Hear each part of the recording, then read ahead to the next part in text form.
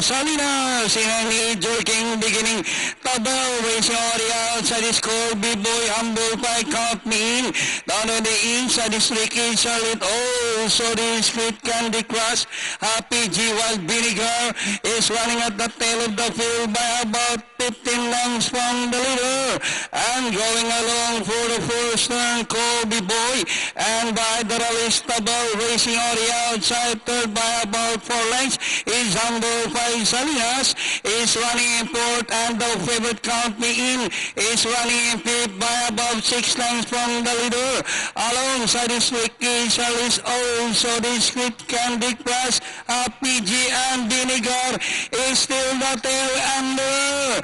Passing the last 700, Tabel takes the lead from Kobe Boy Salinas, is racing into Humble by Count Me In, is running in fifth by about 5 lengths from the leader. Last lap now is also this Sweet Ricky Charles, Candy Crush, Happy G as they race the last 200. Tabel by about 5 lengths, and in the last 150 meters more to run. Tabel Salinas by the Count Me In, also the script, and in the finish line, Tabel also the script, and finally Tabel overpowering the opponent. Second, also the script Salinas, Ricky Charles, Count Me In, Humble by Candy Crush, Happy G, Kobe Boy Vinegar. It's another upset, ha? The far fourth choice sa bentahan sa doubles. It's number 8, Tabel. Wire to... Sa race number 8 at nataumpang dito sa Club Don Juan de Manila sponsored race number 8 in partnership with Manila Horsepower sa pagpapatuloy po ng ating 8th year anniversary ngayong taong 2015. Ang nanalo po, they had a fourth choice, Tabel. Bago ang lahat, ito po ang mga diadisang horse owner na, mga member pa ng Mamaro. Umpisa natin kay President, former Congressman Jesse Bong Lapo, sir. Dapat kayo ang long shot nag-register rito. At kasama rin natin siyempre si past President Mr. June Almeda. Hindi sila nakadihado ngayon, pero sabi nila babalik daw sila next week, may carry over. At siyempre kasama rin natin Director Albert De Chavez. Alright, welcome gentlemen. Kasama pa rin natin ang ating mga muse at ang ating mga nagagandang lalaki ng Manila Horsepower headed by President Noni Neri.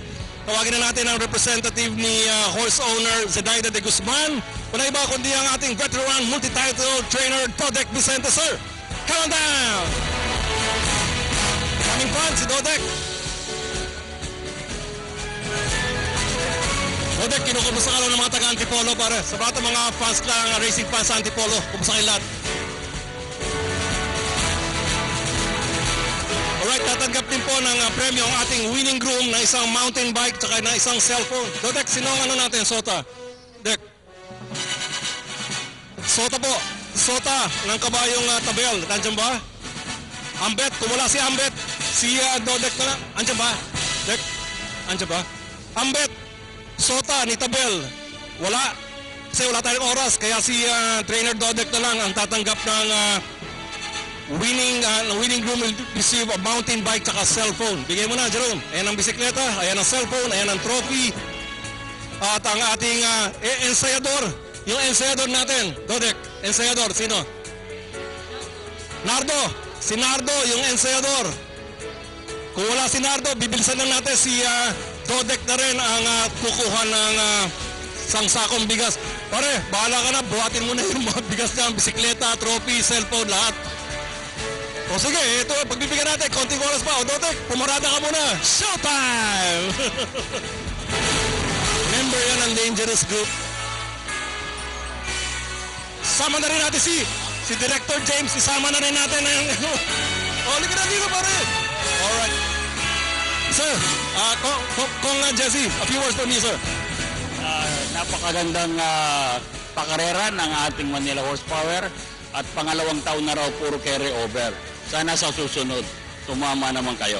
At sana abangan niyo yung kabayan niyan next time, dihado yung mga kabayan niyan. Maraming salamat po, magbabalik kami para sa pinaka-aabangan ninyong tribute sa mga race caller naman po. Mamaya makikita niyo silang lahat dito at meron kaming konting surprise sa inyo. That will be in race number 9. We will be right back.